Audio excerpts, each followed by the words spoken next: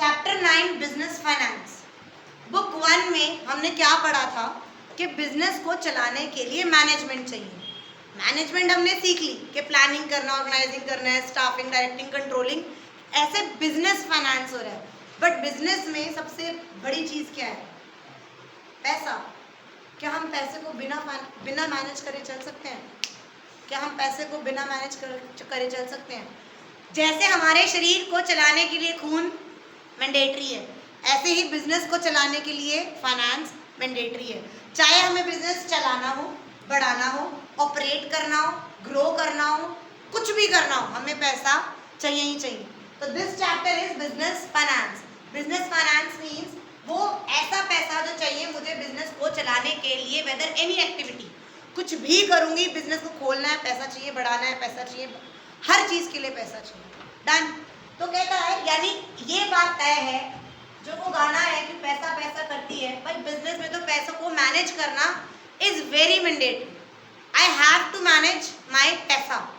अगर मैं बहुत अच्छा बिजनेस चला रही हूँ और मेरे पास 4 करोड़ 4 महीने से लॉकर में रखे हैं, is I am doing a very good management, finance management कर रही हूँ।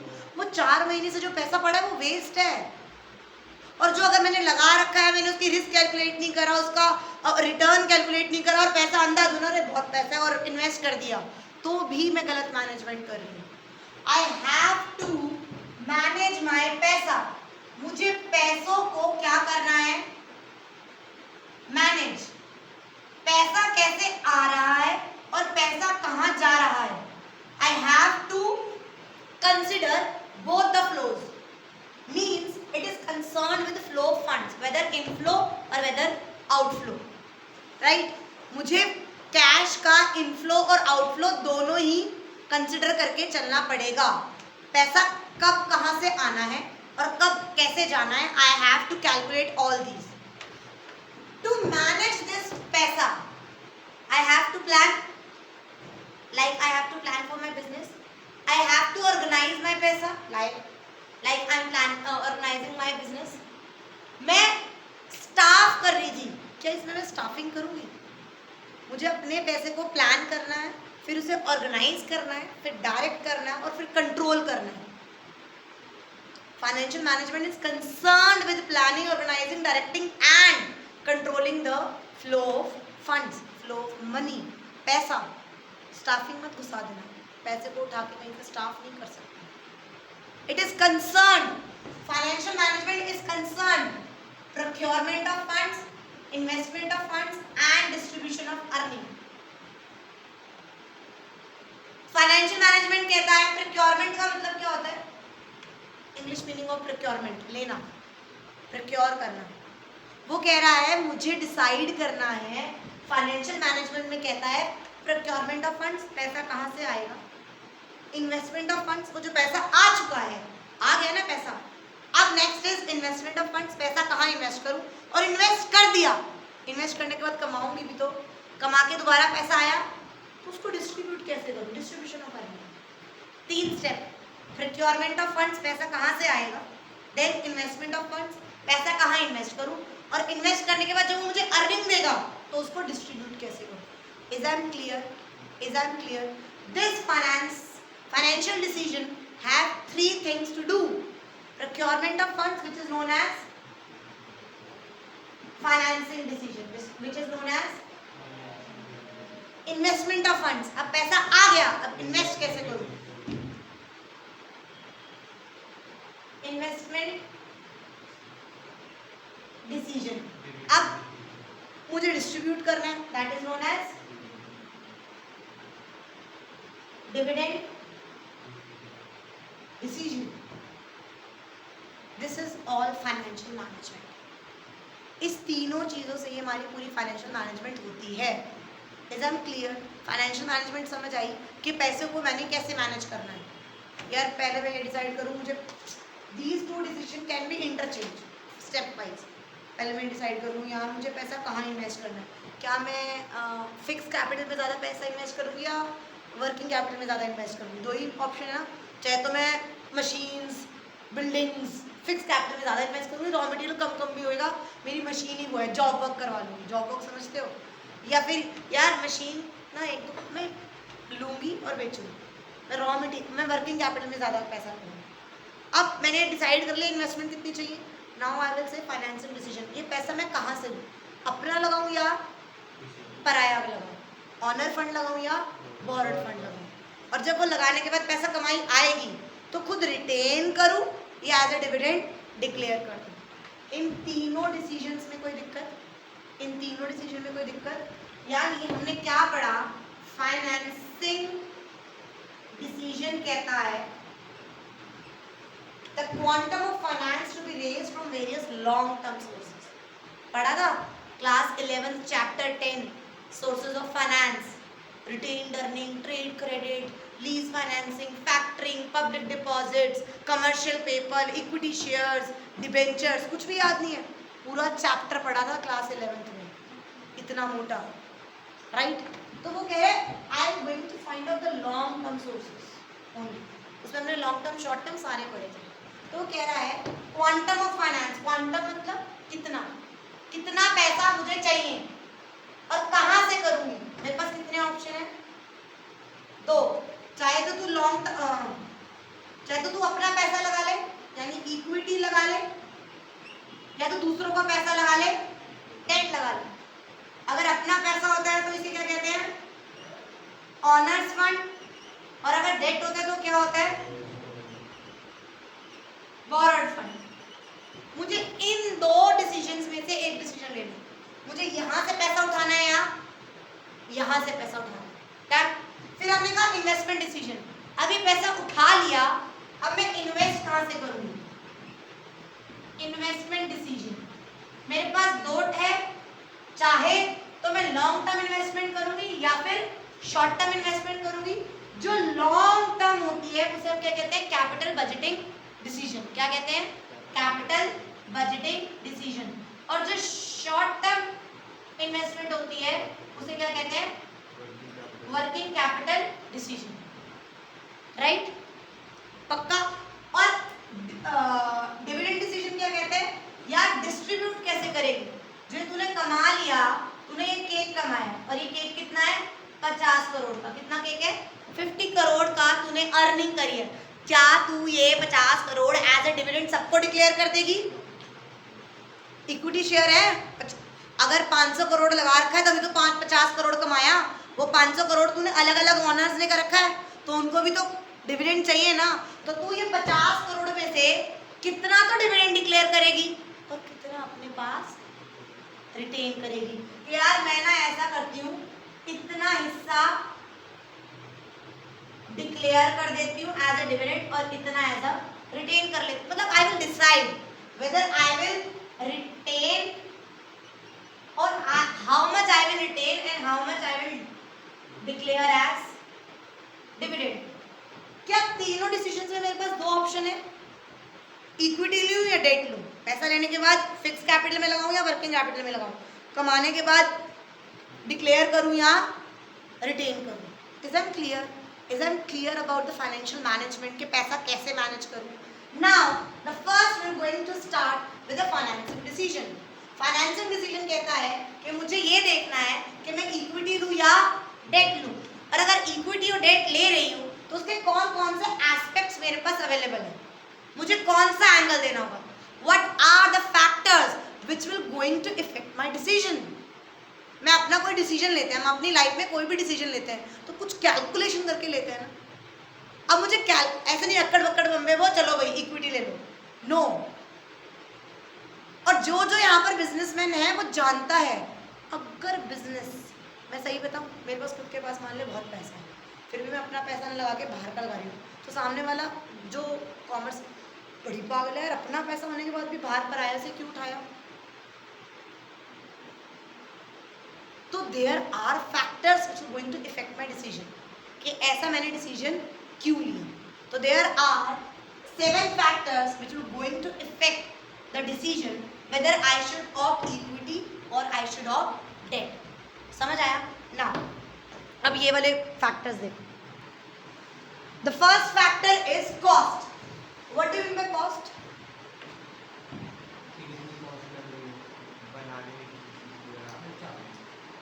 खर्चा तो कैसा खर्चा?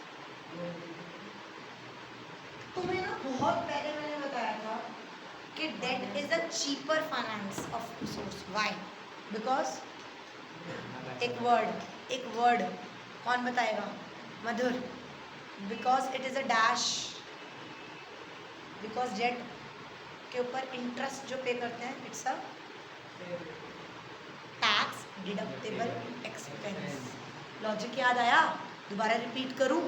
तुम्हें पता है अगर हम डेट लेते हैं तो वो क्या करता है? चीपर. बट हम इक्विटी लेते हैं तो वो हमें सस्ता नहीं पड़ता. क्यों? याद आया? मैंने मान ले 5 लाख कम हो गया ना, 5 करोड़, हम तो करोड़ों में बात करते हैं. 5 करोड़ हमने इक्विटी से लिया और 5 करोड़ हमने डेट से लिया. डन. इक्विटी वाले को क्या दूंगी? डिविडेंड. और डेट वाले को क्या दूंगी? इंटरेस्ट. अब आता है, देना तो मुझे दोनों ही है, बट जब मैं डिविडेंड देती हूँ तो वो टैक्स डिडक्टेबल एक्सपेंस. बट जब मैं ब्याज देती हूँ तो वो टैक्स डिडक्टेबल एक्सपेंस होता है. याद आया? कुछ थोड़ी टेबल बनाओ यहाँ पर.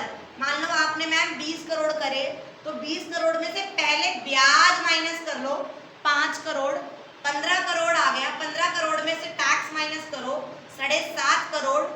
50% मैंने टैक्स लगा दिया. तो जो 7.5 करोड़ है इसमें से 5 करोड़ क्या जाता है?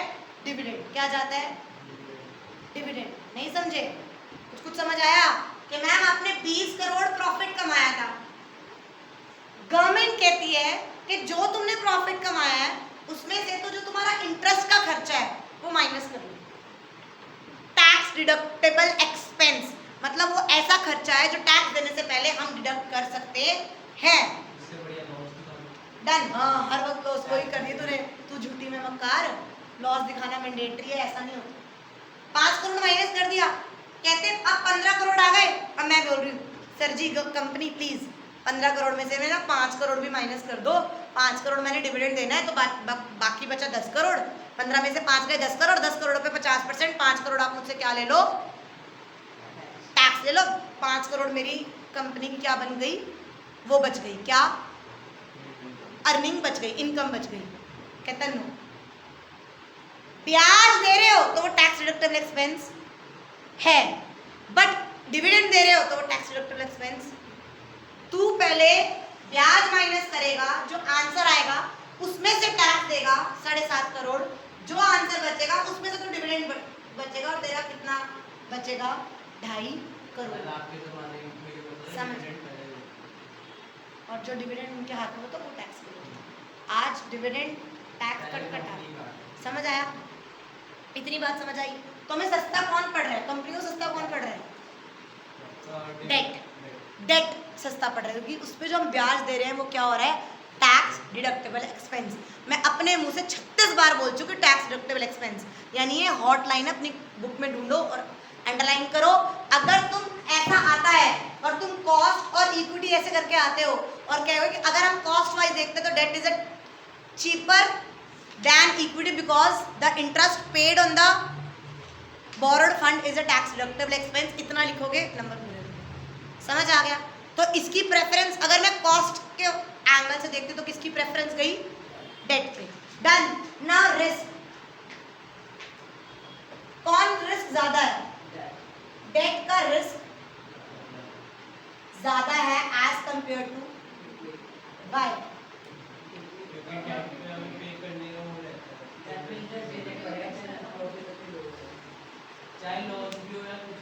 दो रीजन.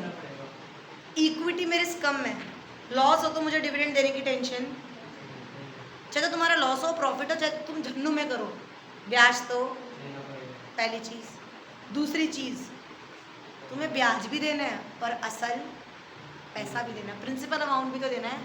अगर तुमने डेट उठाया तुम्हें कंधों पे बोझ ब्याज का भी है और प्रिंसिपल अमाउंट का भी है. और इक्विटी में ना डिविडेंड की टेंशन है और ना पैसा वापस करने की टेंशन है. समझ आया?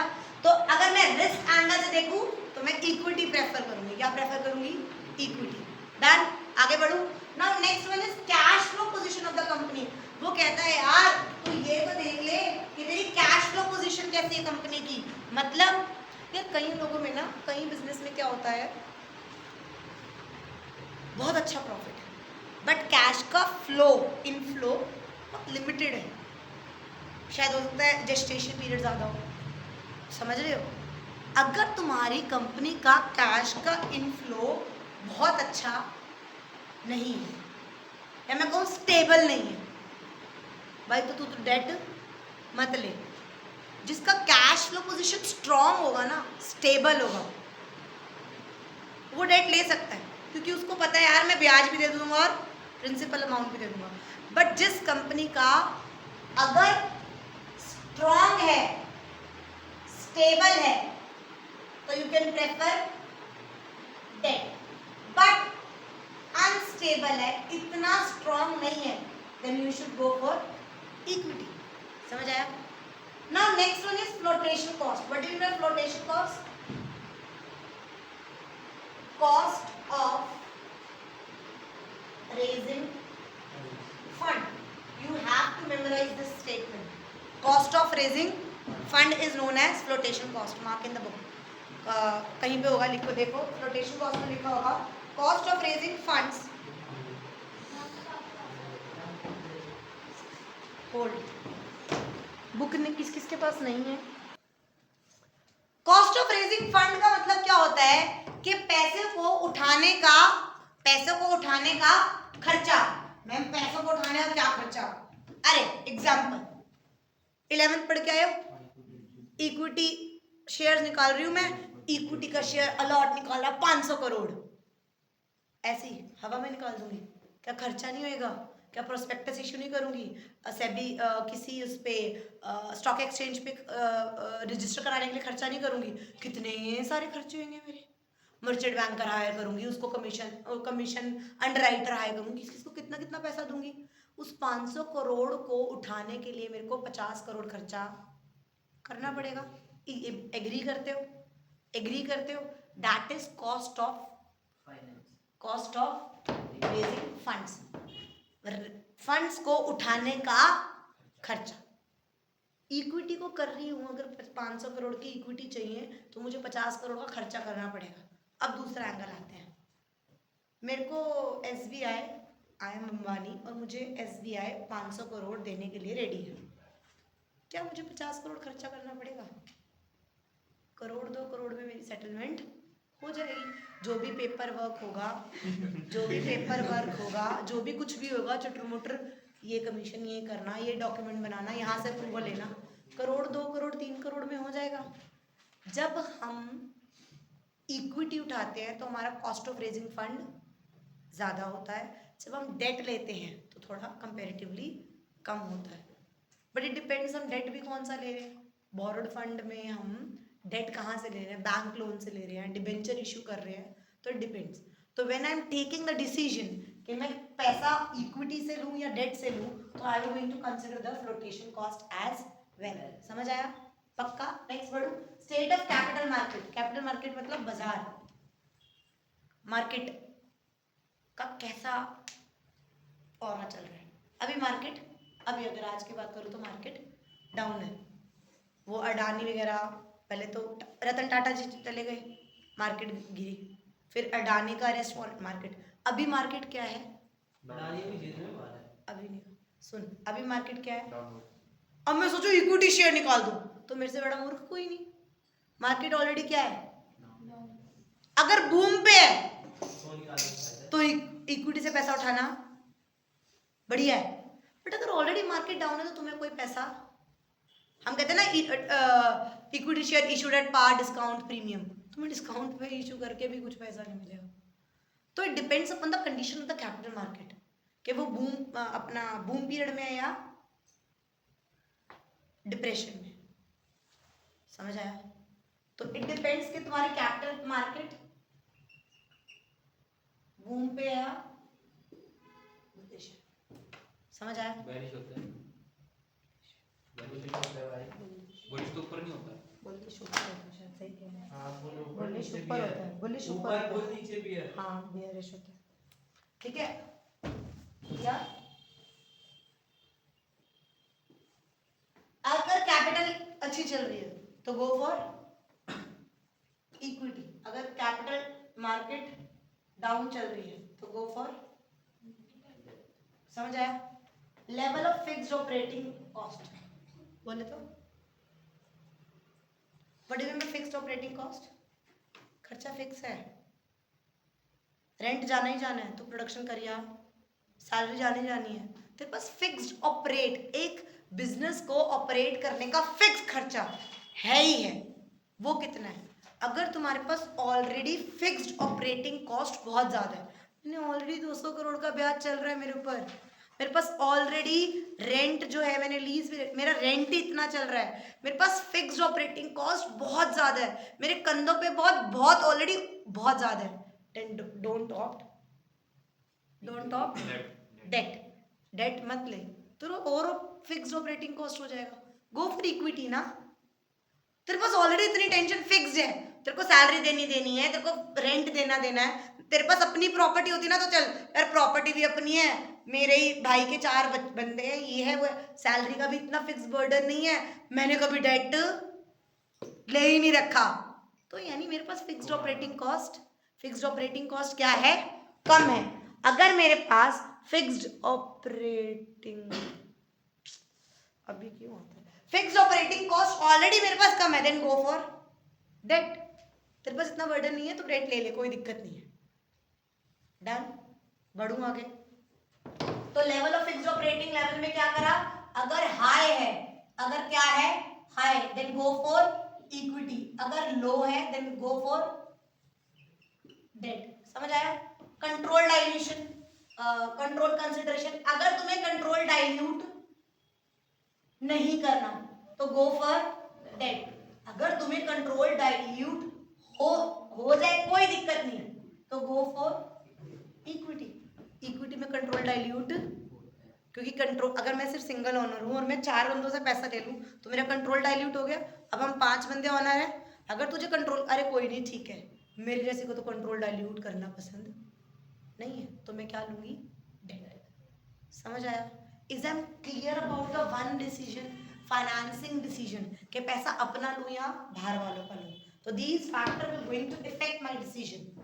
अब होगा क्या, इनमें से जो फॉर एग्जाम्पल, सिर्फ एग्जाम्पल दे रही हूँ, केस स्टडी, तुम्हें ना किसी लाइंस में ना 3 क्लू दे देंगे कि ऑप्ट फॉर डेट, डन, कि उसके पास, जैसे कि अभी मैंने बोला, उसको ना कंट्रोल डाइल्यूट बिल्कुल भी नहीं करना है, क्योंकि वो सिंगल ऑनर रहना चाहता है, जितने भी ऑनर है उतने ही रहना चाहता है, 4 ऑनर है, चारों डाइल्यूट नहीं करना चाहते, और उनके ऊपर अपनी प्रॉपर्टी है और घर का ही पैसा है, और इतना ना ऑपरेटिंग कॉस्ट वर्ड यूज नहीं करेंगे, वो नहीं करेंगे, वो ये कहेंगे कि भी कोई ना सैलरी की इतनी टेंशन है, कुछ भी फिक्स जो ऑपरेटिंग कॉस्ट के एग्जांपल्स होते हैं, रेंट, सैलरी, कभी उन्होंने डेट नहीं ले रखा, ऐसे ऐसे करके बोल देंगे। इनका, ये लोग जो हैं वो रिस्क जो है वो बियर कर सकते हैं, उनके पास है, तो उन्होंने ना ऐसे फैक्टर्स की लाइन डाल दी कि गो फॉर डेट, तो वो लिखेंगे what are the factors which are going to affect the decision, और क्या डिसीजन लिया उन्होंने, डेट लिया है, इक्विटी, तो 4 नंबर क्वेश्चन हो गया, 3 फैक्टर्स इफेक्ट, ऊपर से समरी, किसी को तो समझ नहीं आया क्या? कंट्रोल कंसिडरेशन मतलब, कंट्रोल मतलब इस इंस्टीट्यूट को, फॉर एग्जाम्पल सिर्फ मैं कंट्रोल कर रही हूँ और मेरे को 4 लाख रुपया चाहिए, अब मैं 4 लाख लेने के लिए मेरे पास 2 ऑप्शन है, क्या मैं अपना एक और पार्टनर बना लूँ या 4 लाख मैं बाहर उधारी ले लूँ, यार मैं ना कंट्रोल नहीं डाइल्यूट कर सकती, मैं अपने डिसीजन अभी लूँगी, मैं भसड़ नहीं चाहती, तो I will not go for पैसा लेना from equity, I will go for bank, मैं कंट्रोल डाइल्यूट नहीं करना तो डेट ले लो, अरे नहीं यार फिक्स बर्डन नहीं लूँगी, ब्याज देना पड़ेगा, पहले ही टेंशन है, नहीं इससे बढ़िया मैं पार्टनर ले लेती हूँ, कंट्रोल डाइल्यूट कर दिया, दोनों मिलके करेंगे, अच्छा है, मेरा एक का दिमाग एक होता है, 2 का दिमाग 2 होता है, this is control consideration, control तुम्हें कंसिडर करो डाइल्यूट करना है या नहीं करना, इज आई एम क्लियर? अब मेरे पास पैसा आ गया, मेरे को कितने चाहिए थे, 100 crore, and now I have 100 crore on my table, because of these factors अब मेरे पास 100 करोड़ मेरी टेबल पर रखे हैं, now my next decision is where I have to invest these 100 crore, should I go to invest 80 crores in a fixed capital and 20 crores in a working capital, or I should no, I will going to invest 50-50 or I will going to invest more in working capital, less in fixed. क्या decision लूंगी? That is known as investment decision. That is known as investment decision. Invested means the funds which are going to be invested in the different assets so that highest possible return on investment can be there. मैं उस तरीके से invest करूंगी कि मेरी investment का highest possible return कर सके. 100 करोड़ लगा रही हूं तो मैं 10% कमाना चाहती हूँ, 12% कमाना चाहती हूँ, 14% कमाना चाह रही हूँ, 22% कमाना चाह रही हूँ, 110% कमाना चाह रही हूँ. How much the return on investment means जो तुमने इन्वेस्टमेंट करा है उसका कितना परसेंटेज तुम रिटर्न चाहते हो. तो मैं ऐसे कैलकुलेशन करूंगी ना कि मेरा हाईएस्ट पॉसिबल रिटर्न है. उसके लिए मुझे ये डिसीजन लेना पड़ेगा कि भाई मुझे कैपिटल बजटिंग डिसीजन कितना लेना है और वर्किंग कैपिटल डिसीजन क्या होता है. What is capital budgeting decision? Invested in long term assets, fixed assets. Once this decision is done it is irreversible. इन्हें रिवर्स करा नहीं जा सकता, और अगर करा तो तुम्हें मोटा पैसा चुकाना पड़ेगा. इतनी बात समझ आई? अगर कैपिटल बजटिंग डिसीजंस जो होते हैं वो होते हैं कि हम what do you mean by capital budgeting decision? Capital budgeting decisions are those decision means the पैसा which is invested in the long term assets, fixed capital में इन्वेस्ट करना. और एक बार ये डिसीजन ले लिया तो ये डिसीजन कौन से होते हैं? इरिवर्सिबल. इन्हें रिवर्स करा नहीं जा सकता. कि यार मैं गई, मैंने कहा यार ये फैक्ट्री अच्छी है, इसको डन कर दो. मैंने कितने की है? 80 करोड़ की. ठीक है, 8 करोड़ बयाना दिया और मैंने डन कर दी, वापस आ गई. 10 दिन बाद मूड चल गया, यार ये तो फैक्ट्री गलत दे दी इस एरिया में नहीं. क्या मैं उस डिसीजन को रिवर्स कर सकती हूँ? नहीं. और अगर करूंगी तो मुझे नुकसान होगा. ऐसा होता है ना, डबल देना पड़ता है बयाना, उसको भी मतलब there is a step which we have to take very sorted दिमाग से. हम ऐसे ही हवा में नहीं लेते. लॉन्ग टर्म में फैक्ट्री लेना, प्रोडक्ट इंट्रोड्यूस करना, कोई मशीन आउटलेट खरीदना है, कोई प्रोडक्ट बनाना है, एक बार मैंने डिसीजन ले लिए तो इसको रिवर्स नहीं कर सकती. डन. वर्किंग कैपिटल क्या होता है? डे टू डे वर्किंग में जो मुझे पैसा चाहिए उसको चलाने के लिए. किसको चलाने के लिए? लिक्विडिटी मेंटेन करने के लिए, अपनी इन्वेंट्री मेंटेन करने के लिए, अपना पेइंग कैपेसिटी करने के लिए, ट्रेड रिसीवेबल मेंटेन करने के लिए मुझे क्या चाहिए? बिल्स पे करने के लिए मुझे क्या चाहिए? Working capital. Working capital is current assets minus current liabilities. तो जो पैसा दैट इज वर्किंग कैपिटल. इतना पैसा मेरा वर्किंग कैपिटल में लगा हुआ है जो चक्का चलाने के लिए चाहिए, सर्कल करने के लिए चाहिए, दैट इज वर्किंग कैपिटल. तो in this investment decision I have to invest कि मैं कितना पैसा फिक्स कैपिटल में रखूं और कितना पैसा वर्किंग कैपिटल में रखूं. समझ आया? पक्का. आगे बढ़ूं. अब वो कहता है इन्वेस्टमेंट डिसीजन मींस कि मैं लॉन्ग टर्म इन्वेस्टमेंट करूं. लॉन्ग टर्म इन्वेस्टमेंट क्या कहता है? Capital budgeting decision. Capital budgeting decision is affected by the 3 decisions. Capital budgeting decision is rate of return, cash flow of project and investment criteria involve. Rate of return क्या कहता है? What do you mean? Purple colour, just hold on. Rate of return क्या कहता है कि जितना तुम पैसा कर रहे हो, तुम्हारे पास 2 प्रोजेक्ट्स हैं, एक प्रोजेक्ट ए है और एक प्रोजेक्ट बी है. दोनों का रेट ऑफ रिटर्न कितना है? मतलब इसका रेट ऑफ रिटर्न कितना है इसका. अगर इस वाले प्रोजेक्ट में मैं पैसा लगाती हूँ जिसमें मैं I am just having these, मैं ये बना रही हूँ, तो मान लो मेरा परसेंटेज है 18%. नेक्स्ट प्रोजेक्ट है कि यार ऊपर का ना बना के मैं जीन्स, डेनिम्स, लोअर्स ये सब करूं, मान लो 22% है. What is the rate of return of the project? I will go to the higher rate of return ना, जो मुझे ज्यादा कमा के देगा. राइट? समझ आया? Now this cash flow of project. यार कैश फ्लो ऑफ प्रोजेक्ट मतलब यार एक प्रोजेक्ट तो कह रहे हैं जेस्टेशन पीरियड बहुत ज्यादा है बट बाद में बहुत सारा पैसा है. होटल इंडस्ट्री, मान लो मैं होटल डाल रही हूँ, मान लो मैं हॉस्पिटल हॉस्पिटल तो एनपी हो गया. होटल, मान लो मैं होटल डाल रही हूँ, आज सोचा 2 महीने में बनके तैयार हो जाएगा. 3 साल में कोई कमाई आएगी? 3 साल के बाद कमाई आएगी. और एक प्रोजेक्ट है यार, पागल है, तो 100 करोड़ होटल में डाल रही है, तो इससे बढ़िया फैक्ट्री डाल, बनी बनाई फैक्ट्री मिल रही है, 2 महीने में प्रोडक्शन चालू, 6 महीने के बाद पैसा घर में आएगा. कैश फ्लो कैसा है? वो मुझे हर महीने 5 लाख रुपए दे रहे हैं, बट ये मुझे 3 साल बाद 20 करोड़ रुपए साल का देगा। तो आई हैव टू कैलकुलेट कि cash flow of the project कैसा है, क्या मुझे रेगुलर कैश फ्लो चाहिए, जेस्टेशन पीरियड ज़्यादा, I have to calculate the investment कि मुझे कैश फ्लो प्रोजेक्ट कैसा है, मेरा प्रोजेक्ट का कैश फ्लो कैसा है। Next one is investment criteria. Investment criteria मतलब यहाँ पे ना कुछ वर्ड्स लिखे हुए हैं जो तुम्हें अभी समझ नहीं आएंगे। इन्वेस्टमेंट क्राइटेरिया का मतलब क्या होता है, क्या तो जो तुम पैसा इन्वेस्ट कर रहे हो, the decision to invest in a particular project involve the number of calculations, बहुत सारे कि पैसा कितना लग रहा है, इंटरेस्ट रेट कितना है, कैश का इनफ्लो कितना है, रिटर्न कितना आएगा। वो कहता है there are different capital budgeting techniques. ये कैपिटल बजटिंग टेक्निक्स जो है ना, उनमें तो तुम्हें कोई भी टेक्निक अभी नहीं कराती, ग्रेजुएशन में कराता है कि वो टेक्निक देखो, तुम्हारा नेट प्रेजेंट वैल्यू कितना है कैलकुलेट करना पड़ता है, इंटरनल रेट ऑफ रिटर्न कितना है, पे बैक पीरियड कितना है, तुम्हारी these techniques are applied to each proposal before selecting a particular project। ये सारी टेक्निक, ये सारी कैलकुलेशन हम करते हैं और फिर हम क्या करते हैं, डिसीजन लेते हैं कि यार मेरा पे बैक पीरियड इतना आ रहा है।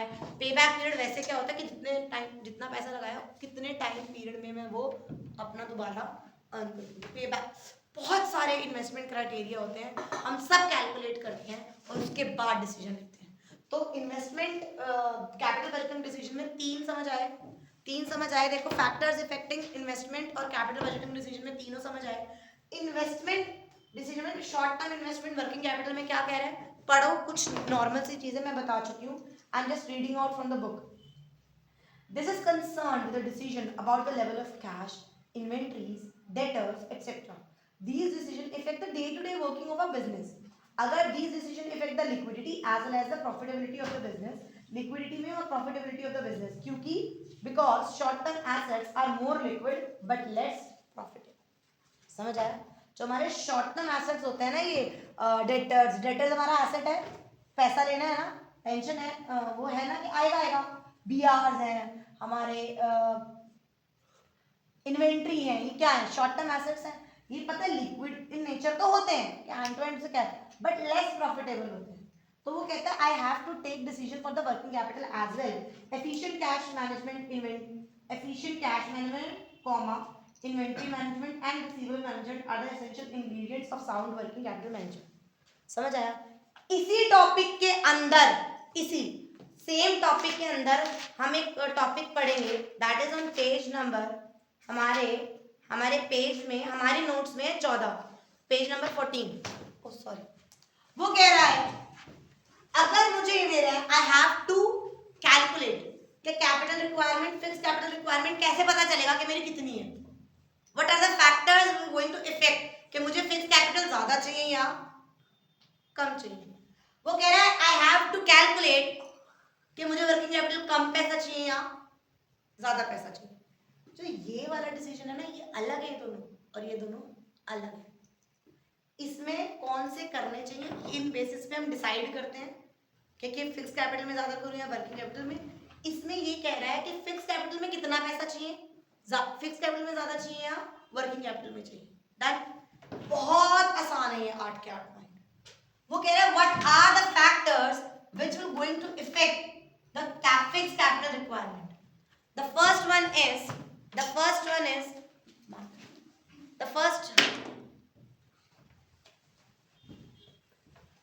what are the factors which are going to affect the fixed capital requirement, कि मुझे फिक्स कैपिटल कैसे चाहिए। वो कह रहे हैं सबसे पहले नेचर, बिजनेस का नेचर।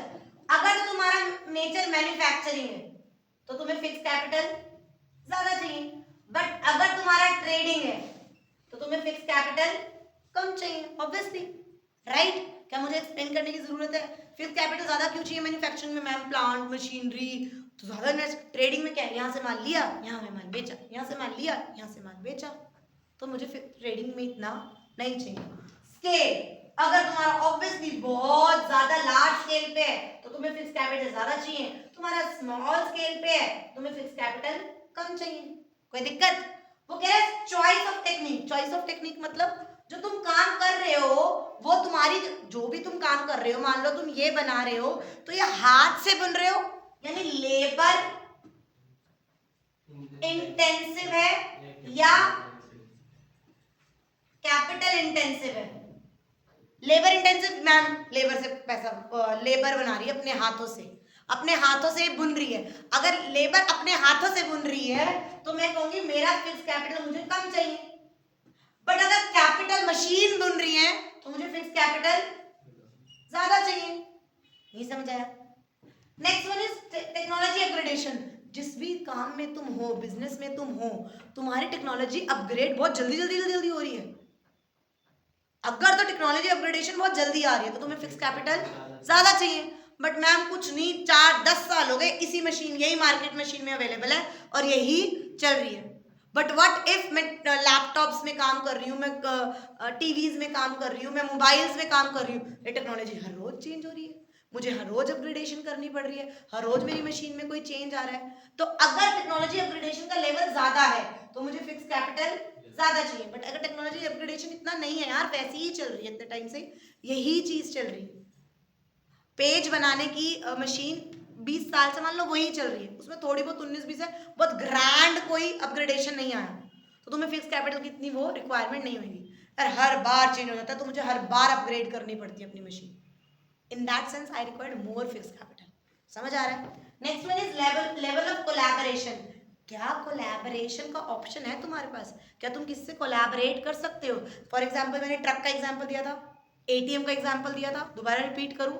मान ले मैं भी अपना माल इधर से उधर भिजवाती हूँ और मेरे बगल वाले 2 बंदे हैं वो भी इधर से उधर, बट मैं कपड़े में डील कर रही हूँ, वो शूज में डील कर रहा है और कॉस्मेटिक्स में। हमारा कोई कॉम्पिटिशन नहीं है, हम तीनों को ट्रक्स चाहिए। हमने कहा कोलैबोरेट करके ना 4 ट्रक खरीद लें, चारों मिल बांट के यूज कर लेंगे, तो मुझे फिक्स कैपिटल इस केस में कम चाहिए बिकॉज मुझे कोलैबोरेशन मिल रही है।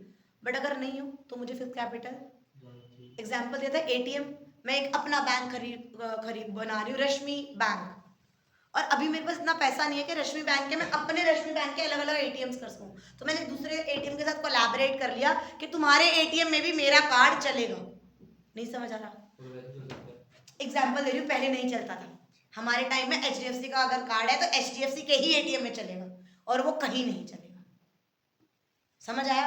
एग्जाम्पल दे रही हूँ, अगर तुम्हारा कोलैबोरेशन पॉसिबल है, कोलैबोरेट कर सकते हो, तो तुम्हें फिक्स कैपिटल कम चाहिए। और कोई ऑप्शन नहीं कोलैबोरेट का, तो तुम्हें अपना ही सारा पैसा करना है, कोई कोलैबोरेट करने के लिए रेडी नहीं है, तुम्हें पैसा ज्यादा चाहिए। समझ आया? Fix capital. Next one is growth prospectus.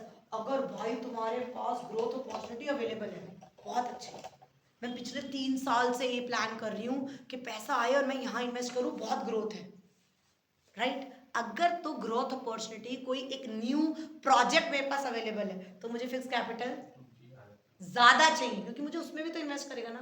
But मैं आज इस स्टेज पे हूँ कि मेरे पास कोई ऑप्शन नहीं, अभी मैंने करा था, इसी में ध्यान लगा लूँ, कोई न्यू मार्केट में कुछ ऐसा नहीं है, कोई ग्रोथ प्रोस्पेक्टस नहीं है कि मैं ग्रो हो सकूँ, कुछ हो, तो मुझे इतनी फिक्स कैपिटल। बट मैं इसमें डील कर रही थी और मुझे अभी पता चला कि अगर मैं इसके साथ अगर मैं डेनिम्स और ऐड कर दूँ या जैकेट्स और ऐड कर दूँ या शॉल और ऐड कर दूँ, मेरे पास ग्रोथ प्रोस्पेक्टस है। मैंने 3 डीलर ढूंढ रखे हैं जो शॉल में, कश्मीरी शॉल्स में डील करते हैं, बस मेरे को पैसे की जरूरत है, वो मैं मशीन लगा के ऐसे कर सकती हूँ। अगर तो मेरे पास कोई ग्रोथ प्रोस्पेक्टस, कोई अपॉर्चुनिटी अवेलेबल है, अगर मेरे पास कोई अपॉर्चुनिटी अवेलेबल है, कोई न्यू अपॉर्चुनिटी, तो मुझे फिक्स कैपिटल, बट कोई अपॉर्चुनिटी अवेलेबल नहीं है तो मुझे फिक्स कैपिटल नहीं चाहिए, कोई न्यू अपॉर्चुनिटी। डाइवर्सिफिकेशन। मैम अभी तक ये कपड़ा मैन्युफैक्चर होकर सिर्फ नॉर्थ इंडिया में हो रहा था, बट मैं डाइवर्सिफाई करना चाहती हूँ, मैं ग्रो करना चाहती हूँ, मैं एक्सपैंड करना चाहती हूँ, मैं ऑल ओवर इंडिया इसको करूंगी, इनफैक्ट वर्ल्ड वाइड।